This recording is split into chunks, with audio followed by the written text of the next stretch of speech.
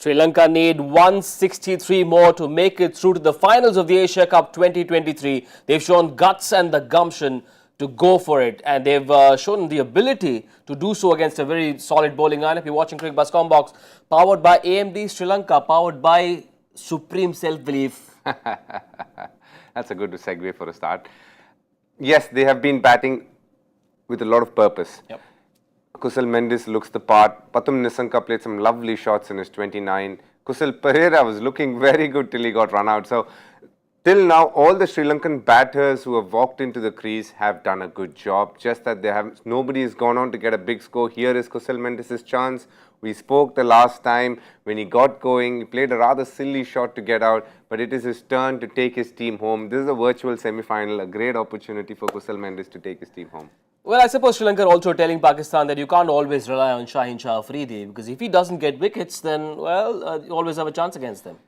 Shaheen Shah Afridi, as a left-armer, when you're trying to line up a right-hander, how late are you able to swing the ball will pretty much determine how he is able to pick wickets. He hasn't got that late swing today. He wasn't swinging as much, so he was trying hard with the fuller balls. Zaman Khan, on the other hand, started with a maiden in his debut, which is good, but then his kind of action with the new ball will always go for runs because he bowls the full ball slightly fuller than normal. Mohammad Wasim Jr., again somebody who hits the deck, will come back and be pretty effective, I would think, with the slightly older ball. Nawaz and Shadab have just controlled things. It felt like Sri Lanka were running away with it, especially when Kusal Pereira and Pathum Nissanka batted. The run out happened, but still they just kept pushing the runs. Now it feels like Pakistan have found some sort of control a little bit, and they need to further bring things under a lot of control for them to get more confidence that they can win this game. I promise you we'll talk a lot more in detail about Kusal Pereira's short-lived journey on his return to the one-day international team.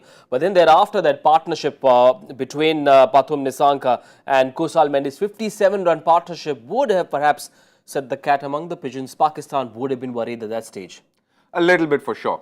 You got to understand, some good balls were being put away by Pathum Nissanka and Kusal Mendis. So that would have troubled them a little bit in these kind of run chases in the power play. The worst thing for a bowling team is to give away boundaries, and if they're hitting you off good balls, then it can become a bit of a problem. Got to understand, Sri Lanka is chasing a score that is literally 6 runs and over, so they need to keep getting runs consistently. The moment they lose a couple of wickets, they'll feel the pressure just get on top of them a lot more. At this point of time, the game is very evenly balanced at 89 for 2 after 15. Let's see, the spinners need to bring control, but also for Pakistan to win this game, they definitely need their fast bowlers to pick up wickets. Remember the threat of rain. The DLS equation is very simple.